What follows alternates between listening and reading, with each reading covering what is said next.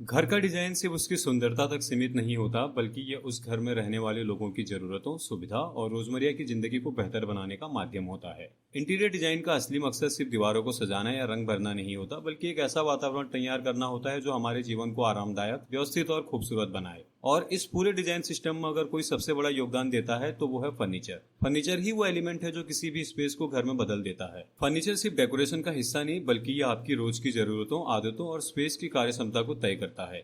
एक अच्छा फर्नीचर न सिर्फ देखने में शानदार होता है, बल्कि ये टिकाऊ, मजबूत और इस्तेमाल में भी सुविधाजनक होना चाहिए। इसलिए जब आप अपने घर के इंटीरियर के बारे में सोचें तो फर्नीचर को एक स्टाइल एलिमेंट नहीं, बल्कि एक स्मार्ट इन्वेस्टमेंट की तरह देखें। क्योंकि अगर आपने गलत फर्नीचर चुना तो सिर्फ लुक ही नहीं, बल्कि आपका बजट, कंफर्ट दोनों बर्बाद हो सकते हैं। तो चलिए दोस्तों, इस वीडियो में हम विस्तार से बात करेंगे उन जरूरी बातों की जिन्हें फर्नीचर बनवाने से पहले और बनवाते समय ध्यान में रखना बेहद जरूरी होता है। क्योंकि अक्सर हम कुछ जरूरी चीजों को नजरअंदाज कर देते हैं और नतीजा ये होता है कि बाद में हमें क्वालिटी, कंफर्ट और ड्यूरेबिलिटी से जुड़ी बड़ी समस्याओं का सामना करना पड़ता है। ऐसे में अगर शुरुआत से ही सही जानकारी और सही प्लानिंग के साथ फर्नीचर तैयार कराया जाए तो न सिर्फ आपका पैसा बचेगा, बल्कि आपको लंबे समय तक आराम और सुविधा भी मिलेगी। सबसे पहले और सबसे जरूरी बात यह है कि आपको हर फर्नीचर आइटम का पर्पज, यानी उसका उपयोग किस लिए होगा, और प्लेसमेंट, यानी वो घर में कहाँ रखा जाएगा, इसका एकदम क्लियर आइडिया होना चाहिए। अगर ये दो बातें शुरू में ही साफ होंगी तो आप उसी हिसाब से उसका डिजाइन, साइज, मटेरियल और स्टोरेज डिसाइड कर पाएंगे। इससे न सिर्फ स्पेस की बर्बादी बचेगी, बल्कि आपका फर्नीचर ज्यादा उपयोगी और प्रैक्टिकल बनेगा। जैसे कि अगर आप एक स्टडी टेबल बना रहे हैं तो आपको पहले ये सोचना होगा कि क्या ये सिर्फ लैपटॉप यूज के लिए है या इसमें बुक और फाइल्स रखने की जगह भी चाहिए। उसी हिसाब से ड्रॉअर, सेल्फ्स और वायर मैनेजमेंट की जरूरत पड़ेगी। उसी तरह वार्डरोब के लिए ये जानना जरूरी है कि उसमें ज्यादातर कपड़े टांगे जाएंगे या फोल्ड करके रखे जाएंगे, और उसे बेडरूम के किस दीवार पे लगाया जाएगा ये भी तय होना चाहिए, ताकि उसका दरवाजा आसानी से खुले और रूम में चलने फिरने की जगह बनी रहे। किचन फर्नीचर बनवाने से पहले ये तय होना बहुत जरूरी है कि हर यूनिट का पर्पज क्या है। जैसे कहाँ बर्तन रखेंगे, कहाँ ग्रोसरी स्टोर होगी और अप्लायंसेस कहाँ सेट होंगे।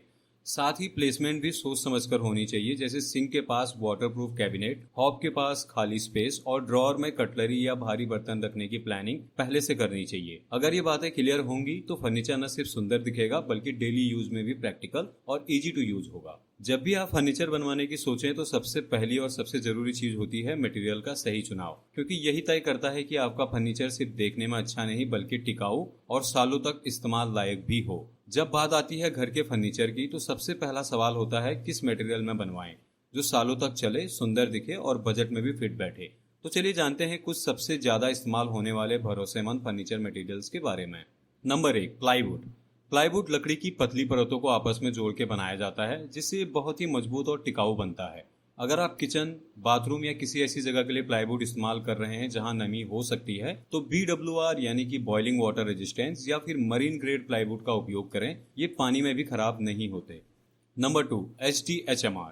HDHMR एक प्रीमियम इंजीनियरिंग वुड है जो MDF से ज्यादा डेंस होता है। ये मॉइस्चर रेजिस्टेंस होता है और इस पर अच्छी फिनिशिंग भी मिलती है।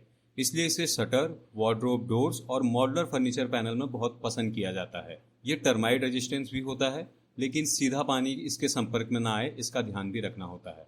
Number 3, WPC।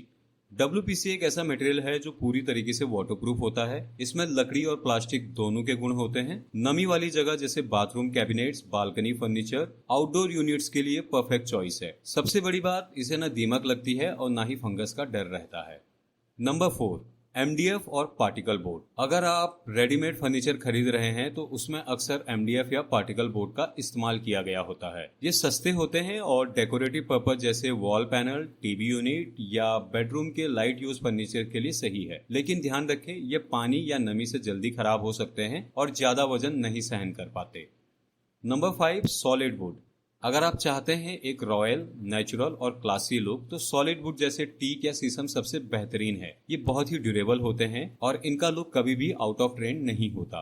हाँ, थोड़ा महंगा जरूर होता है और इनकी रेगुलर पॉलिशिंग और मेंटेनेंस की भी जरूरत पड़ती है। अगर आप ड्यूरेबिलिटी और स्ट्रेंथ चाहते हैं तो प्लाईवुड या HDMR लें। अगर जगह नमी वाली है तो WPC सबसे अच्छा है। लो बजट और डेकोरेटिव काम के लिए MDF या पार्टिकल बोर्ड चुनें।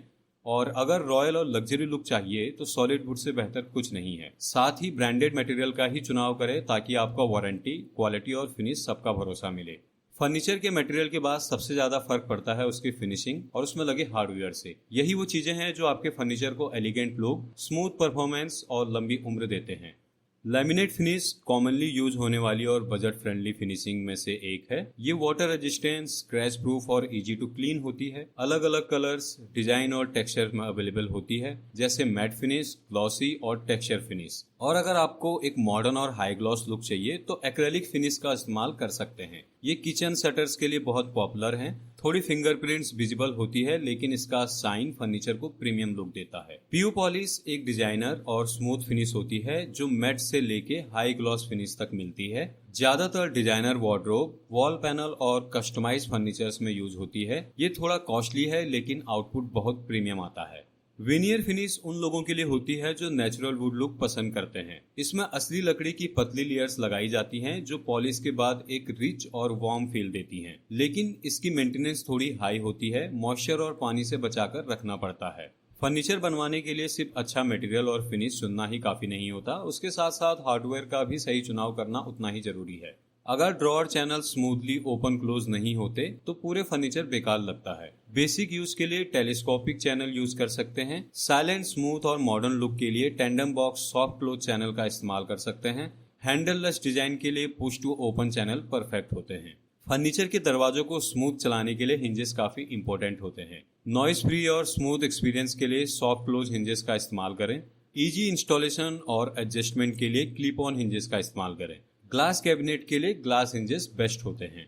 डिजाइन के हिसाब से हैंडल भी अलग अलग टाइप के होते हैं, जैसे गोला प्रोफाइल स्लीक मॉड्यूलर किचन के लिए, एज हैंडल्स मिनिमलिस्टिक लुक के लिए और डिजाइनर नॉब्स या पुल्स ट्रेडिशनल या मॉडर्न लुक के लिए। हमेशा ब्रांडेड हार्डवेयर ही लगाएं, जैसे हैट्रिक, एप्को, गोदरेज, स्लीक या ओजोन, क्योंकि ये brands warranty, durability, smooth functionality के लिए जाने जाते हैं। फर्नीचर का साइज घर के लेआउट और यूज के हिसाब से होना चाहिए, ना कि सिर्फ डिजाइन देख के डिसाइड करना चाहिए। बेडरूम के लिए बेड बनवा रहे हैं तो रूम के चारों तरफ कम से कम 2 से 3 फुट चलने की जगह जरूर छोड़ें, और अगर जगह कम है तो हाइड्रोलिक स्टोरेज बेड या बॉक्स बेड एक स्मार्ट ऑप्शन हो सकता है। वार्डरोब बनवा रहे हैं, सीलिंग तक फुल हाइट वार्डरोब प्लान करें, इससे आप लॉफ्ट में रियरली यूज सामान स्टोर कर सकते हैं। डबल डोर या ट्रिपल डोर शटर का साइज भी वॉल के विड्थ के हिसाब से प्लान करना चाहिए। लिविंग रूम के लिए सोफा बनवा रहे हैं तो सिटिंग एरिया के सामने कम से कम 3 फुट की क्लियरेंस रखें, जिससे मूवमेंट इजी रहे और रूम कंजेस्टेड ना लगे। हर फर्नीचर सिर्फ स्पेस घेरे ये जरूरी नहीं होता। अगर डिजाइन थॉटफुली किया जाए तो वही फर्नीचर स्पेस को बचाता भी है। किचन में वर्टिकल स्पेस यूज करें। ओवरहेड कैबिनेट, पुल आउट पैनिट्री और अंडर सिंक ऑर्गेनाइजर आपके स्टोरेज को दुगना कर देते हैं। बेडरूम में बेड के नीचे drawer, storage, wall mount side table और फोल्डिंग स्टडी टेबल जैसी चीजों का इस्तेमाल कर सकते हैं। वार्डरोब में इंटरनल लेआउट स्मार्ट रखें, जैसे हैंगर, पुल आउट एसेसरीज जैसे टाई रैक, शू रैक, ताकि हर चीज की एक डेडिकेटेड जगह हो। कॉर्नर स्पेस वेस्ट मत होने दें। L corner units, magic corners या कॉर्नर सेल्फ, वहां भी स्टोरेज क्रिएट कर सकते हैं। फर्नीचर बनवाने से पहले आप चाहें तो एक रफ फ्लोर लेआउट या फर्नीचर का 3D डिजाइन बनवा सकते हैं। इससे आप एग्जैक्ट साइज और प्लेसमेंट विजुअलाइज कर पाएंगे और फाइनल फर्नीचर के बाद ना तो जगह तंग लगेगी, ना आपको एडजस्ट करना पड़ेगा। अब बात करते हैं ऐसे टॉपिक की जो हर फर्नीचर खरीदार या बनवाने के लिए सबसे अहम होता है।